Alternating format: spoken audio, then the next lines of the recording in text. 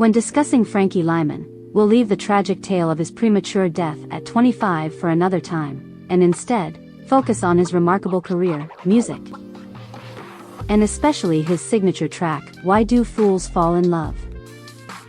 Originally called, Why Do Birds Sing So Gay? This song was authored by Herman Santiago, a teenager at the time. Drawing inspiration from love letters given to the group by a neighbor of the bassist Sherman Garnes. It reached the top of the charts in the UK and on the US Randy B charts, and was even featured in the film American Graffiti. Notably, it was covered with great success by the Beach Boys and Diana Ross. Originating from the 1930 musical Whoopee, and previously gaining popularity through Eddie Cantor's rendition, My Baby Just Cares for Me, became a timeless jazz classic. Nina Simone's 1957 cover elevated the song standing even further. Nearly 3 decades later, the track experienced a revival when it was featured in a perfume advertisement, reinvigorating interest in Nina's rendition and solidifying her influence for a new cohort of listeners. The timeless jazz standard, Misty, initially originated as an instrumental piece created and recorded by pianist Errol Garner in 1954. Later, Johnny Burke added the lyrics, shaping the composition into a perennial favorite. Its inclusion on Johnny Mathis's 1959 album, Heavenly, quickly solidified its status as an instant classic. Initially meant as an industry-only promotional track, the overwhelming fan demand eventually led to its inevitable commercial release. Initially recorded in 1954 by Vaughn Monroe and his orchestra and later popularized by the Chordettes, the song penned by Pat Ballard has stood the test of time. With clever lyrics that playfully urge the Sandman to send the singer a dreamy sweetheart. This track became a major sensation in the US and was eventually honored with an induction into the Grammy Hall of Fame. During his tragically short career, Sam Cooke encompassed a diverse range of music. His portfolio included powerful political anthems such as A Change Is Gonna Come and Chain Gang, alongside energetic tracks like Shake and Twistin' the Night Away, as well as tender ballads like Cupid and his debut single, You Send Me. Cooke's debut single, released in 1957 with the Summertime as its B-side, propelled him to instant stardom, topping both the Randy B chart and the Billboard Hot 100.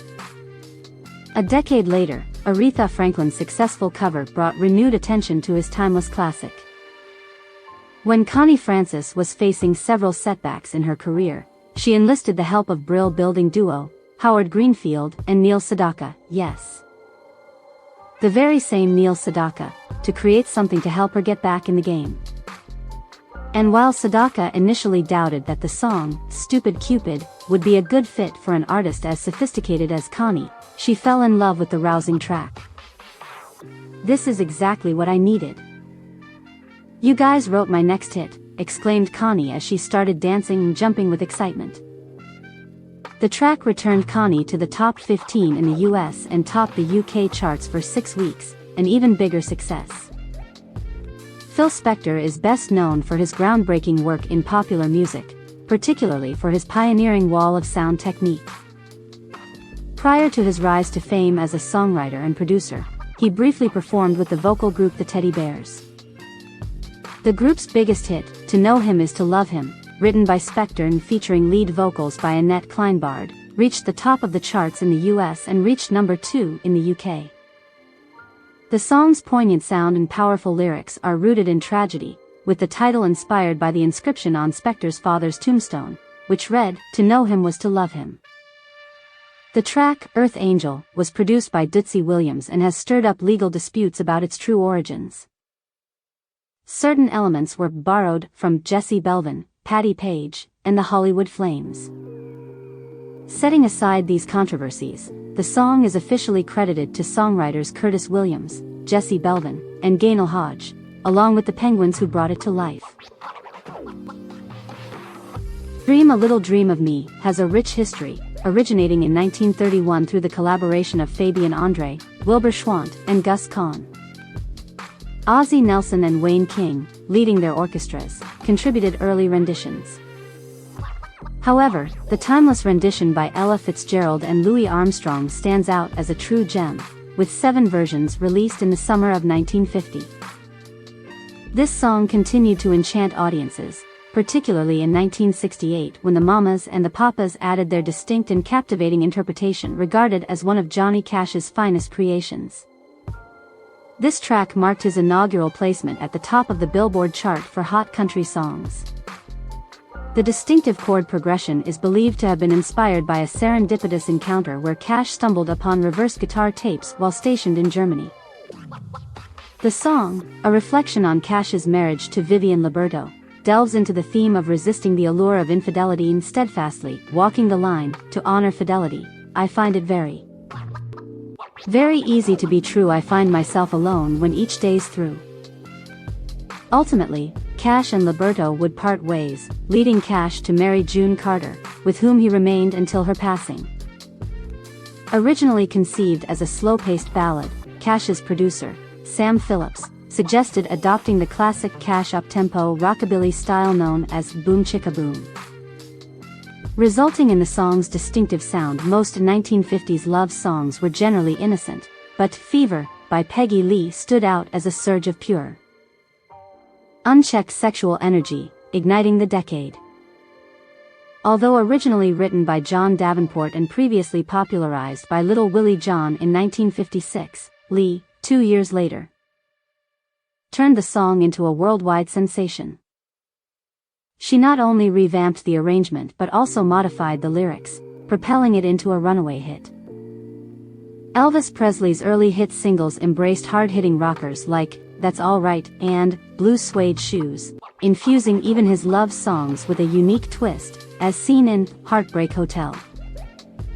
Despite his rock inclinations, genuine love songs also found their place in his repertoire during the first decade, none more tender than Love Me Tender. The melody was adapted from the Civil War ballad Aurelia, with lyrics attributed to Vera Mattson. Love Me Tender debuted a month before the movie in which it was featured. Its massive success prompted a title change for the film from The Reno Brothers to Love Me Tender. Capitalizing on the track's popularity, the beloved love song, Only You, was penned by Buck Ram and performed by the Platters, featuring Tony Williams on lead vocals. Initially recorded for Federal Records in 1954, the song remained unreleased until the group re-recorded it for Mercury the subsequent year. Herb Reed, a member of the group, reflected, "We tried it so many times, and it was terrible. One time we were rehearsing in the car, and the car jerked. Tony went, oh shit NLYU. We laughed at first, but when he sang that song, that was the sign we had hit on something." Renowned for his pioneering contributions to rock and roll, Buddy Holly also showcased his talent for crafting poignant love songs. Co-authored with Norman Petty, True Love Ways was a heartfelt creation that he recorded with the Dick Jacobs Orchestra just 4 months prior to the tragic plane crash that claimed his life. While many love songs focus on infatuation, True Love Ways delves into a deeper connection. Although it was released posthumously on the Buddy Holly Story, Volume 2 album, the song became a hit in the UK in 1960. All I Have to Do Is Dream was recorded live by the Everly Brothers in only a few takes, accompanied by Chet Atkins on guitar and Floyd Chance on bass. The song soared to the top of the UK charts and dominated various Billboard charts, including bestsellers in stores, most played by jockeys, country, Randy B, and the Top 100. The song's insightful lyrics explore the fanciful anticipation and the danger of losing oneself in reverie. Gee whiz. I'm dreamin' my life away, when love seems like a distant vision.